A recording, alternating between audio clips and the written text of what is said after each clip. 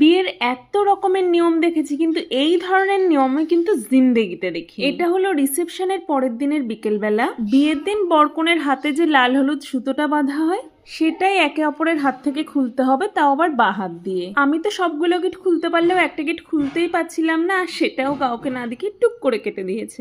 আর ও দেখো কত স্মুথলি কেটে দিল। আর এবার আসি আসল ধামাকাদার নিয়মে। বউ আর বরকে নাকি শাশুড়ির উপর রাগ করে বাড়ি থেকে পালিয়ে যেতে হবে। আর আমরা পালিয়ে চলে এসে উঠলাম আমার এক ছোট কাকা শ্বশুরের বাড়ি। তারপর নাকি ননদ থাকলে তাকে দেওর সাজতে হবে, আর দেওর থাকলে তাকে ননদ সাজতে হবে, সেজে এসে বৌদির রাগ ভাঙাতে হবে। আর আমি তো এগুলো দেখে পুরো কাঠের পুতুল হয়ে গেছিলাম। আমাকে যেভাবে নড়াচ্ছিল আমি যেন সেইভাবেই নড়ছিলাম।